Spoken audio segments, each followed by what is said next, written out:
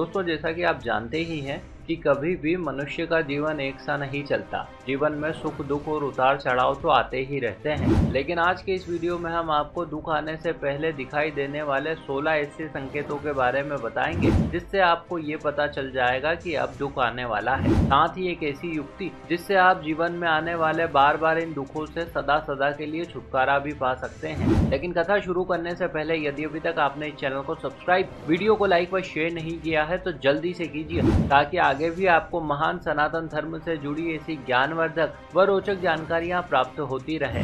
नमस्कार और एक बार फिर स्वागत है आप सभी का आपके अपने वीडियो कलेश यूट्यूब चैनल पर। घर बार अच्छा है, धन संपत्ति खूब है, किसी बात की कोई कमी नहीं, लेकिन पता नहीं ऐसा क्या हुआ जो संतानें नहीं है, और यदि है तो मन बुद्धि संतानें हैं। खूब इलाज करवाया किंतु कोई लाभ नहीं हुआ। दोस्तों ये कुछ ऐसी बातें हैं जो अक्सर सुनने या देखने को मिलती है। हो सकता है कि आप भी किसी ऐसी ही समस्या से जूझ रहे हो। अब ऐसी स्थिति में आप खुद ही अंदाजा लगा सकते हैं कि ऐसे लोगों का आने वाला समय कितना बुरा होने वाला है। चलिए अब बात करते हैं अगली स्थिति की। दोस्तों शायद आपने गौर किया हो, कुछ औरतें बड़ी ही खराब प्रवृत्ति की होती है। जब सब कुछ अच्छा चल रहा हो, परिवार में खुशियों का माहौल छाया हो, तो ऐसे में इन्हें कलेश करने में मजा आता है। वैसे ऐसा करते समय ये इस बात को भूल जाती है, किंतु जब परिणाम इनके सामने होते हैं तब सिवाय माथा पीटने के इनके पास कोई अतिरिक्त मार्ग नहीं बचता। कलह कलेश को शास्त्रों में सबसे नीच कृत्यों में से एक की संज्ञा दी गई है। अतः जिस व्यक्ति की पत्नी दिन रात कलह मचाती हो तो ऐसे व्यक्ति को भविष्य में बड़ी मुसीबतों का सामना करना पड़ता है। चलिए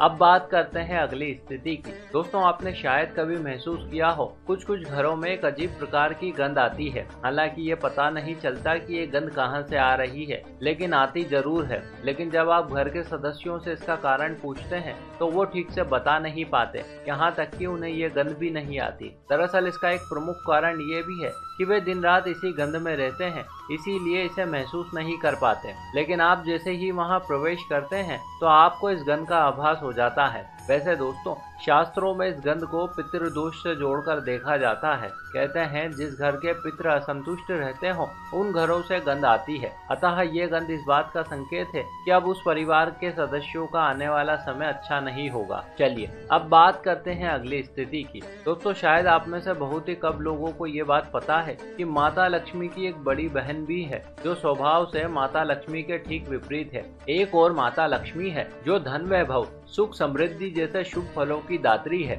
जिस घर में ये रहती है वहाँ सब मंगल ही मंगल होने लगता है, दुख व परेशानियों का नामो निशान नहीं रहता। किंतु इस सब के ठीक विपरीत इनकी बड़ी बहन है जो आलस्य, दरिद्रता व दुख की दात्री मानी गई है। इनकी कृपा से बड़े राजाओं को भी रंक होकर दर दर की ठोकरें खानी पड़ती है। चिंता व तनाव मनुष्य के जीवन में स्थायी रूप से घर कर जाते हैं। अतः दोस्तों उपरोक्त बताए गए संकेतों की ही तरह इनके आगमन की भी सूचना मिल जाती है। शास्त्रों में बताया गया है कि जिन घरों में साफ सफाई रखने के बाद भी गंदगी बनी रहे तो समझ लीजिएगा कि अब शीघ्र अतिशीघ्र देवी लक्ष्मी का आगमन होने वाला है। तो दोस्तों ये तो थे वे 4 प्रमुख कारण जो घटित होने पर मनुष्य को बुरी तरह से प्रभावित करते हैं। लेकिन अब हम आपको कुछ ऐसे संकेत बताने जा रहे हैं जो अस्थायी या कहें कि आपको ऐसे बुरे भाग्य के बारे में संकेत देते हैं जो कुछ समय बाद अपने आप ही कट जाएगा। जैसे परिवार के किसी सदस्य का बार बार उपचार करवाने के बाद भी बीमारी का बने रहना, धर्म पत्नी का बार बार गर्भपात होना, नमकीन पदार्थों में काली चींटियों का पड़ जाना, आए दिन दूध का उबलकर जमीन पर गिरना, घर में घड़ी का अचानक से बंद हो जाना, घर की पश्चिम या उत्तर पश्चिम दिशा में सीलन लगना, घर में आए हुए अतिथियों का निराश होकर घर से चले जाना, शुभ कार्यों में घर आए किन्नरों का घर से रूठ कर जाना, घर के पालतू पशुओं का बेवजह बीमार पड़ना व समय पहले उनकी मृत्यु हो जाना, घर में पड़े हुए कांच या चीनी मिट्टी के बर्तनों का बार बार टूटना, टॉयलेट या वॉशरूम की नियमित सफाई करने के बावजूद भी दुर्गंध का बने रहना, त्योहार, पर्व, पूजा या अनुष्ठान के समय अकस्मात ही घर की महिलाओं का रजस्वला हो जाना और भी बहुत कुछ। चलिए अब हम आपको बताते हैं कि आप इन परेशानियों से कैसे बच सकते हैं।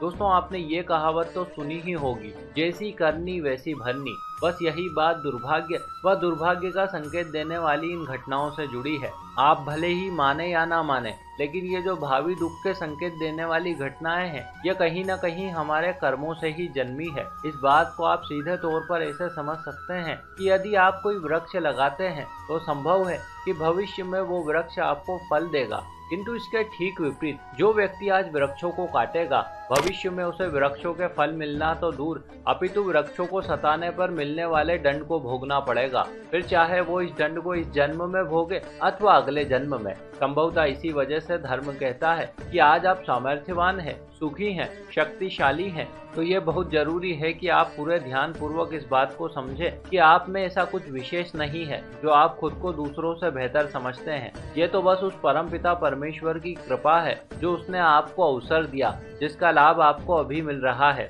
वरना आप खुद भी देख सकते हैं कि लोग सुखी होने या धन कमाने के लिए जी तोड़ मेहनत कर रहे हैं, किंतु फिर भी वहीं के वहीं हैं। हो सकता है कि आप में से भी कई लोग ऐसी स्थिति में हो, लेकिन इसमें निराश होने वाली कोई बात नहीं है, क्योंकि जब वो समय भी नहीं रहा तो ये समय भी नहीं रहेगा। और अब अंत में सुखी होने का सूत्र, आप में से जो भी मनुष्य हमेशा उसकी कृपा के पात्र बने रहना चाहते हैं, तो पूरी निष्ठा व ईमानदारी के साथ धर्म का पालन करें।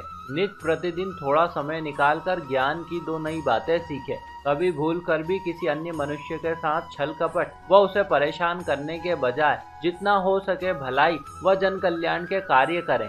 ऐसे लोगों का सहयोग करें जो धर्म की राह पर चलते हों। बस केवल तभी आप व आपकी आने वाली पीढ़ी सुखी हो सकती है, अन्यथा सुखी होने का कोई अन्य मार्ग नहीं। तो दोस्तों, अब आप समझ ही गए होंगे कि कैसे आप सत्कर्म करके अपने जीवन में आने वाले दुर्भाग्य को रोक सकते हैं। आशा करते हैं आपको हमारा प्रस्तुतिकरण व प्रयास जरूर अच्छा लगा होगा। आपने हमें इतने प्रेम से सुना, इस सब के लिए आपका बहुत बहुत आभार। हम जल्द ही मिलेंगे आपसे अगले वीडियो में। तब तक के लिए नमस्कार।